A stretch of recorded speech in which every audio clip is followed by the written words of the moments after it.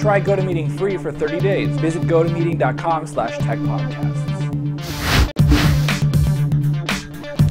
AT&T has the iPhone, Verizon has the network, but which is actually more important when it comes to picking out a cell phone?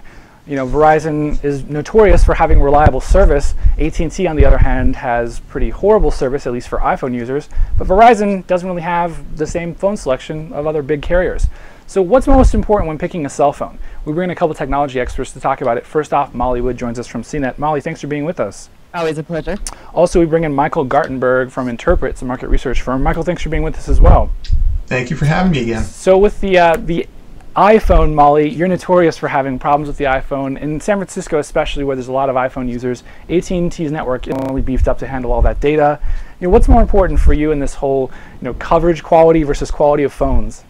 Yeah, there's absolutely no logical reason that I shouldn't be on Verizon. They've always delivered the best service in the Bay Area since I've lived here, and I've always liked their customer support just fine. But I have been saying for years that I don't want to go to Verizon because they don't have any cool phones. And so I think fundamentally it does hurt them. It's one thing to have great service, but at some point people really are, especially if they're tech enthusiasts, saying, I want a good phone. And if you just want a free phone and good coverage, okay, fine, Verizon. But I think that people are not making that choice as, it's not such a black and white choice anymore. People now want the cool phone. I mean, especially with the iPhone, I think a lot of regular consumers have really stepped up and said, I want a phone that can do more than just make calls and surf the internet. I want to do, I want applications. I want all these other things. Michael, sorry, go ahead, Molly.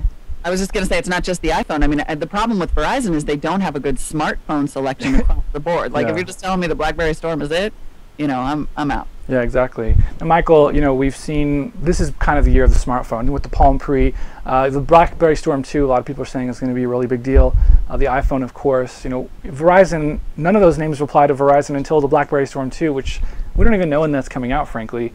What's your take in Verizon and, in the broader smartphones versus coverage sort of battle? There's two drivers, right? For some people, the driver is the network that they want to be on. They're going to be on Verizon no matter what. They're not going to AT&T. They're not going to the iPhone. That's their network of choice.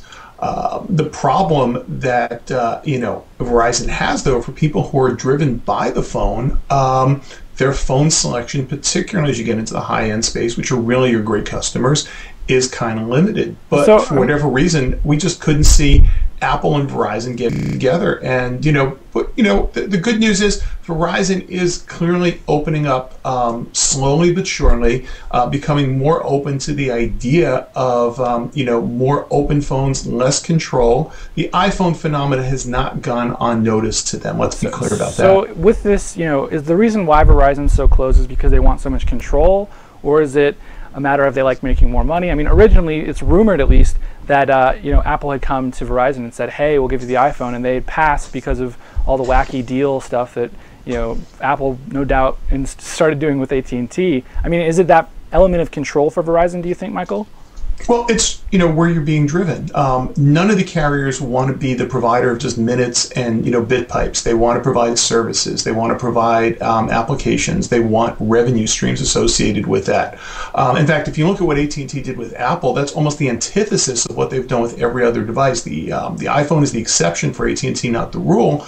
Verizon wasn't willing to go there. On the other hand, there's probably a number of folks that may be regretting that decision a little bit and realizing they're either going to have to share or make some deals and get cool phones. In fact, the carrier that's doing something really interesting right now is Sprint. They don't have the iPhone, but they are making sure that they've got a really cool selection of non-iPhone devices. They've got the Pre, they've got the Pixi, they've got the Hero, they've got the Touch Pro 2. So they're working really hard to make sure that if you're not going to be an AT&T iPhone customer, maybe you want to consider them because they've at least got some other cool devices that you might want to be interested. Yeah. That's what Verizon has to do. Well, it's also very cyclical if you think about it. I mean, late last year, Sprint virtually had nothing. They had the Pre wasn't even a twinkle in anyone's eye. It was, just dead from Sprint. And now they have 3 exciting phones for big nerds. But on the other hand, regular people, I guess they just want the free phones anyway. Now, Molly, do you think it's game over if Verizon gets the iPhone? I mean, is that like the ultimate end-all, be-all for most people? Yes.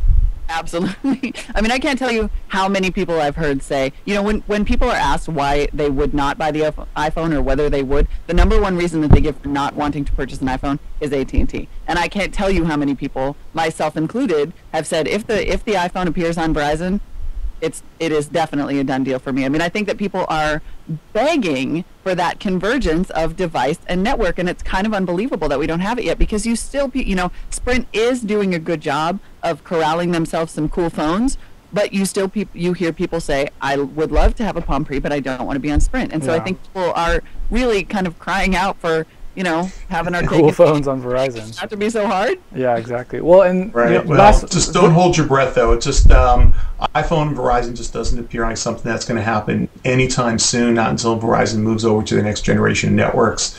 And right now, if you want an iPhone on Verizon, you get an iPod Touch and a Verizon MiFi, and that's about as close as you're going to get. Yeah, definitely. Well, one of the things I wanted to ask you, Michael, specifically, you know, with the 700 megahertz spectrum auction, you know, that was basically Verizon buying bandwidth. And one of the specifications there was that they had to provide a more open structure so that anyone could use any phone on the network, you know, basically open access for whoever won that. Now, with, you know, Verizon building out their next-gen network like you were alluding to, I mean, do you think that this next generation of cell phones is where we're going to see more carrier interoperability with different phones? Or do you think we're still going to be stuck in this, you know, one phone per provider because of exclusivity agreements and whatnot? Yeah, that's not going away anytime soon. You know, we just did some research that said consumer max price point for most of these devices is around $111 is a sweet spot. So even $199 is a bit of a stretch, which means phone subsidies are not going to go by the wayside. Consumers are not going to do that, and carriers can say, hey, open up your phone to any network, that's fine, no problem, assuming we're all, you know, interoperable, but then we're going to charge you $500, $600, $700 for a phone. Consumers aren't going to go for that. Yeah. So carrier subsidies are going to be around. Devices are going to still be Okta networks for the foreseeable future. That's not going to change. And exclusivity is important because, hey, that's one of the reasons people drive to a network, is because they can get a particular phone. So I wouldn't look for a whole lot of change there anytime soon. Molly, any parting shots on this? We're about out of time. No, I agree, although I actually do think that Verizon is going to get its butt in gear with LTE 4 sooner than we think. They've talked about 2010, and my personal prediction is I think you'll see an iPhone on Verizon sometime before 2011. Well, let's hope. I mean, I'll hold you to that. I'll put it on the prediction. Wishful thinking. Yeah, exactly. Well, I mean, I really think, you know, next year we're going to see the Palm Pre on Verizon almost for sure at this point. It's not a done deal, but pretty much it's a done deal. We've heard lots of positioning from CEOs and whatnot. So at least maybe next year. Well, and the Storm 2 is still coming as well. So if you're a BlackBerry fan, you always have the BlackBerry on Verizon. I guess that's your lowest common denominator. So. Yeah, lucky you. All right, guys, we're going to leave it there. Molly Wood from CNET, thanks for being on the show. Really appreciate it. My pleasure. Also, Michael Gartenberg from Interpret, thanks for being on the show as well. Thank you. I'm Randall Bennett. Don't forget, you can catch us on iTunes. We're on YouTube. We're trying to be everywhere. So if you see us somewhere where we're not, let us know. See you later.